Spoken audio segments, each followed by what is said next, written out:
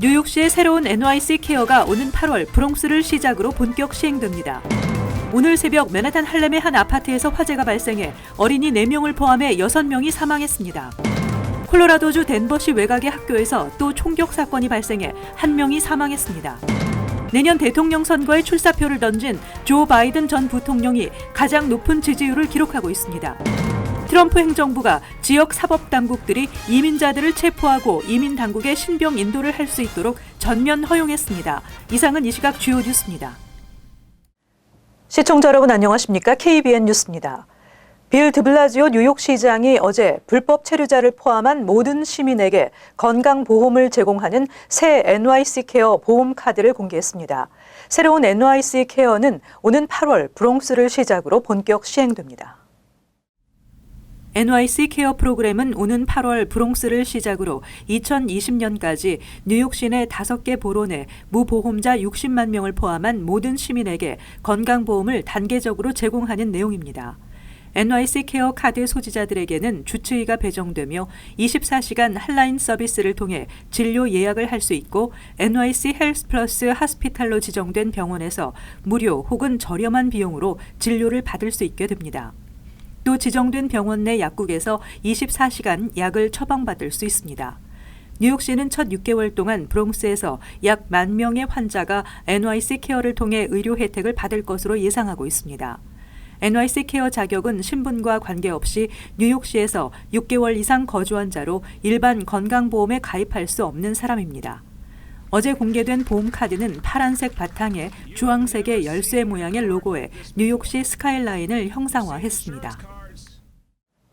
오늘 새벽 맨하탄 할렘의 한 아파트에서 화재가 발생해 어린이 4명을 포함해 6명이 사망했다고 뉴욕 소방당국이 밝혔습니다.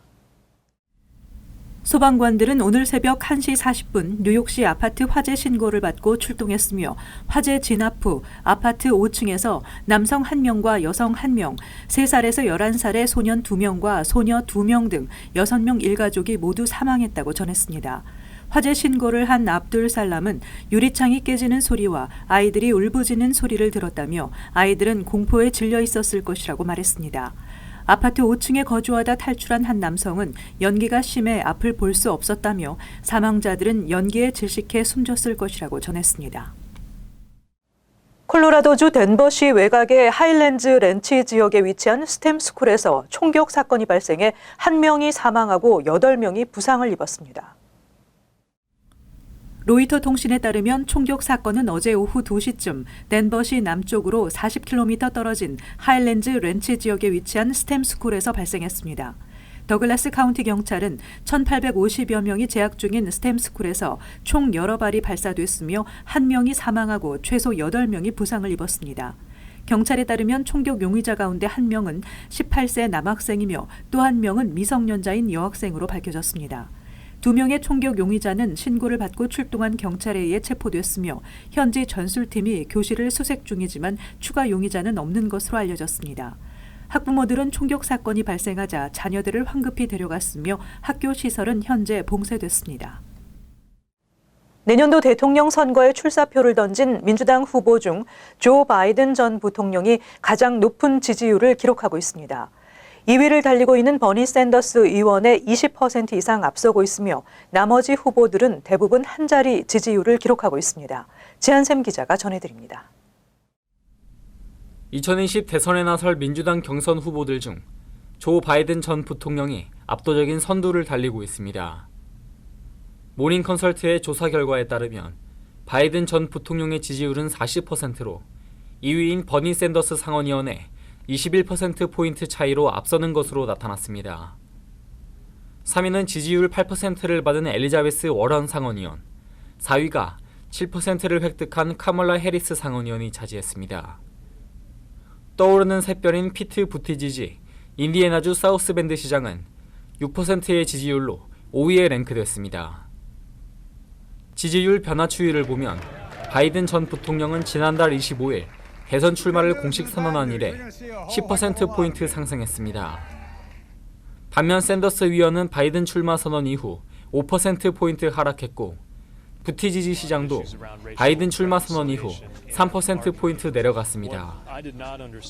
바이든 전 부통령의 압도적 우세는 대선 후보 경선이 가장 먼저 치러지는 아이오와, 뉴햄프셔, 네바다, 사우스캐롤라이나 등 4개 주 민주당 유권자만을 상대로 조사한 결과에서 더 확연하게 드러납니다. 이들 4개 주에서 바이든 전 부통령에 대한 지지율은 44%, 샌더스 의원은 20%로 두 후보 간 격차는 24%포인트로 더 벌어집니다. 앞서 6일 발표된 더 힐 해리스 X 여론조사에서는 바이든 전 부통령 지지율이 46%로 샌더스 의원을 무려 32%포인트 차이로 따돌렸고 3위는 8%의 지지율을 얻은 부티 지지 시장으로 나왔습니다. KBN 뉴스 지한샘입니다. 불법 체류자 보호 도시를 선언하는 주정부와 로컬 정부가 늘어나고 있는 가운데 트럼프 행정부가 지역 사법 당국들이 이민자들을 체포하고 이민 당국에 신병 인도를 할 수 있도록 전면 허용했습니다. 이는 피난처 도시들을 무력화시키기 위한 조치로 분석되고 있어 파문이 일고 있습니다. 이민세관 단속국은 연방이민당국과의 이민 단속 협조를 금지하는 각 주와 카운티 규정과 상관없이 각 지역의 사법당국들이 이민자들을 체포한 후 48시간 동안 구금했다 IC에 신병을 인도할 수 있도록 한 워런트 서비스 오피스 프로그램을 시행한다고 밝혔습니다. 이민당국은 연방법을 우선으로 내세워 지역당국의 이민 단속을 전면 허용하고 나서 미 전역의 지역경찰과 셰리프 등 사법당국 요원들은 교통 단속만으로도 불법 이민자들과 형사범죄 이민자들을 체포해 일시 구금하고 연방당국의 신병을 넘길 수 있게 됩니다. 뉴욕과 뉴저지 등 불법 체류자 피난처 지역의 사법당국들도 이민자들을 체포하고 구금할 수 있게 됐습니다. 매튜 알벤스 ICA 국장 대행은 이번 프로그램으로 각 지역 사법당국이 강력범죄와 마약 등 갱 관련 범죄를 저지르고 있는 불법 이민자들을 체포할 수 있는 권한을 부여해 불법 이민자들로부터 커뮤니티를 보호할 수 있을 것이라고 주장했습니다. 한편 시민자유연합은 이번 조치는 불법 체류자 피난처 지역들의 법률을 시행하는 지역 커뮤니티의 의지를 무력화시키고 전복시키려는 것이라며 이 프로그램으로 각 지역 정부들은 막대한 예산을 추가 지출하게 될 것이라고 강력 반발했습니다. 이민 서류 제출을 온라인으로 직접 하는 사례가 크게 증가하고 있습니다. 시민권 신청서나 영주권 카드 갱신 등 주요 이민 서류를 온라인으로 접수하는 이민자들이 100만 명을 넘어섰습니다. 지난 2017년부터 영주권 카드 갱신에 이어 시민권 신청서의 온라인 처리가 가능해지면서 이민서비스국 웹사이트를 통해 온라인으로 신청서를 낸 이민자가 최근 100만 명을 넘어선 것으로 나타났다고 마이애미 헤럴드지가 보도했습니다.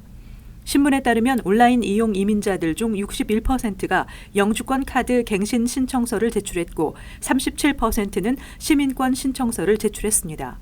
특히 지난 2017년부터 온라인 제출이 가능해진 시민권 신청서는 최근 급격히 온라인 제출이 늘고 있어 캘리포니아의 경우 시민권 신청 이민자의 19%, 텍사스는 11%가 온라인을 통해 제출했습니다. 제시카 콜린스 이민서비스국 대변인은 온라인을 이용할 경우 신청자들이 손쉽게 관련 서류를 제출하고 처리 상황을 확인할 수 있으며 온라인을 통해 통지를 받을 수 있어 이용자들이 갈수록 늘고 있다고 말했습니다. 현재 이민서비스국 웹사이트를 통해 온라인 제출이 가능한 이민 서류는 영주권 갱신 신청서, 시민권 신청서, 시민권 서류 재발급 신청서, 시민권 증서 발급 신청서 등 7개에 달하고 있습니다. 이민서비스국은 온라인 제출이 가능한 이민 서류가 늘면서 대기 시간이 단축되고 신청자들의 서류 처리 상황을 실시간으로 파악할 수 있게 됐다며 앞으로 온라인 이민 서류 접수를 더욱 확대한다는 계획입니다. 뉴저지주의 주민들이 전국에서 가장 높은 재산세를 내고 있는 가운데 필 머피 뉴저지 주지사가 연소득 100만 달러 이상의 부유층 증세를 통해 중산층 재산세 부담을 낮추겠다고 밝혔습니다. 머피 주지사는 연소득 100만 달러 이상 소득세율 인상을 통해 추가 세수를 마련해 이 중 2억 5천만 달러를 재산세 경감 프로그램 확대에 사용할 계획이라고 발표했습니다. 머피 주지사는 100만 달러 이상 부유층 소득세율을 8.97%에서 10.75%로 올려 연간 4억 4,700만 달러의 추가 세수를 확보해 재산세 환급 프로그램인 홈스테드 리베이트와 노인층을 위한 재산세 감면 프로그램인 시니어 프리지 확대에 사용한다는 계획입니다. 머피 주지사가 취임 초부터 부자 증세를 추진해왔지만 주의회가 번번이 반대하자 이번에는 뉴저지주 최대 현안인 중산층 재산세 경감 카드를 꺼냈으며 그러나 주의회는 여전히 반대 기류가 높아 시행 여부가 불확실한 상황입니다. 스티븐 스위니 주 상원의장은 부유층 증세를 한다고 해도 실질 재산세 인하 혜택은 거의 없을 것이라며 반대 입장을 표명했습니다. 낙태 문제가 트럼프 대통령 재선 캠페인 핵심 이슈로 떠오르고 있는 가운데 브라이언 캠프 조지아주 주지사가 어제 임신 6주 이후 낙태를 금지하는 법안에 서명해 낙태를 금지하는 법을 제정한 미국의 6번째 주가 됐습니다. 브라이언 캠프 조지사는 무고하고 취약한 존재를 보호하고 대변하기 위해 6주 이후 태아의 낙태를 금지하는 법안에 서명했다고 AFP 통신이 보도했습니다. 한편 미국은 여성이 임신 후 6개월까지 중절을 선택할 헌법상 권리를 인정하고 있어 조지아주의 낙태 금지법에 대한 위헌 소송이 제기될 것으로 예상되고 있습니다. 미국 가족계획연맹은 위헌 소송을 예고했으며 시민자유연맹도 공화당원인 캠프 조지아주 주지사가 서명한 낙태 금지법을 강력히 비난했습니다. 법원이 법안의 시행을 막지 않으면 조지아주의 낙태 금지법은 내년 1월 1일부터 시행됩니다. 조지아주의 낙태 금지법은 강간이나 산모의 생명을 구해야 하는 경우, 심각한 의학적 문제로 태아가 생존할 수 없는 경우에는 낙태를 허용합니다. 지난달 뉴욕주 고속도로 공사 구간 집중 단속이 실시돼 14,000여 장의 티켓이 발부됐습니다. 차량 운전자들은 규정 속도를 준수해야 할 것으로 보입니다. 연중 캠페인으로 전개되는 단속은 뉴욕주 고속도로에서 공사 중인 인부들의 안전을 위한 것으로 주 경찰은 지난달 22일부터 26일까지 5일간 집중 단속 기간 동안 14,000여 장에 달하는 티켓을 발부했다고 밝혔습니다. 이 중 속도 위반이 5,225건, 공사 구간 속도 위반 683건이었으며 운전 중 핸드폰을 사용하는 등으로 단속된 것은 579건이었습니다. 쿠오모 주지사는 올 초 고속도로 공사 중 한 명의 목숨을 잃었다며 계속해서 주 경찰에 의해 단속을 해나갈 것이라고 공사 구간 안전 운전을 강조했습니다. 지난해에는 2,360장의 벌금 티켓이 발부됐으며 이 중 1,269건이 공사 구간 속도 위반이었습니다. 연방고속도로청 통계에 따르면 지난 2017년 고속도로 공사장 사망자 수는 799명이었으며 이 중 132명이 공사 중이던 인부였습니다.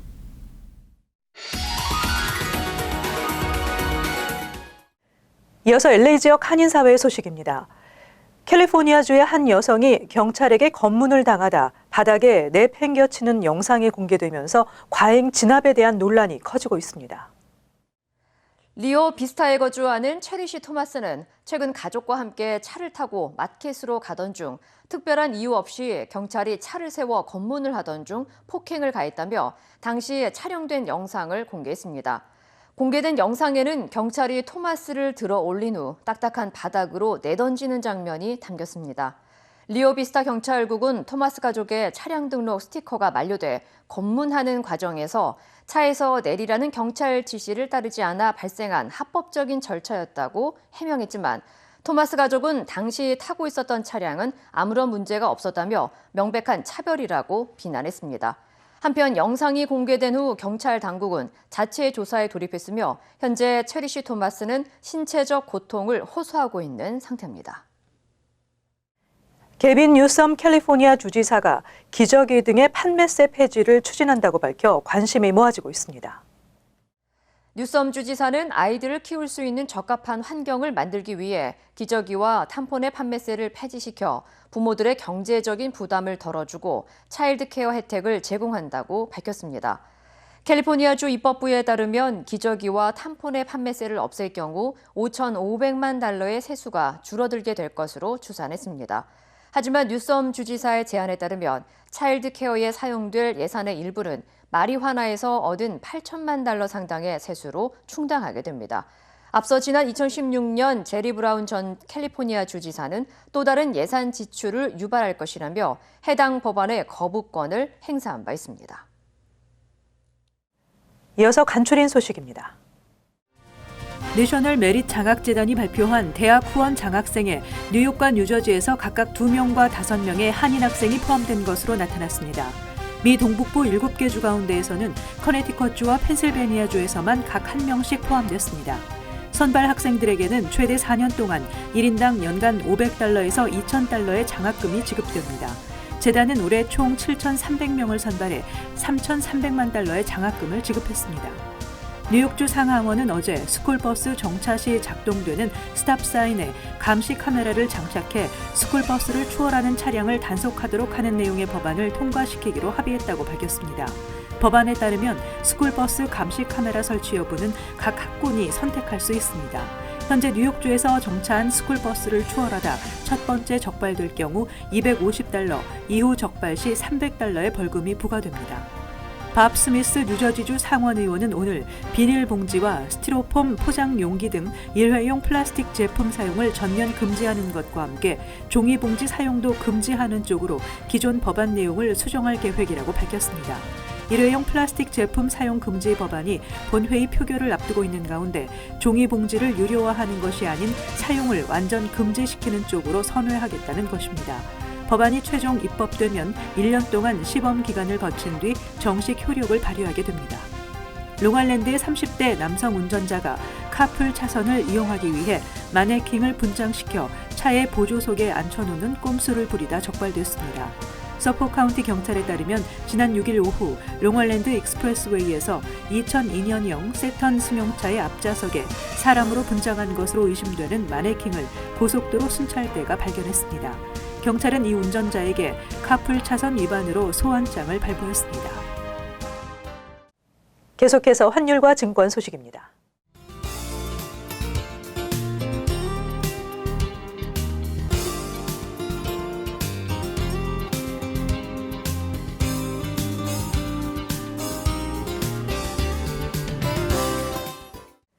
끝으로 날씨 전해드립니다.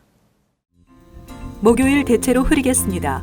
낮 최고 기온 59도, 섭씨 영상 15도, 밤 최저 기온 51도, 섭씨 영상 11도 예상됩니다.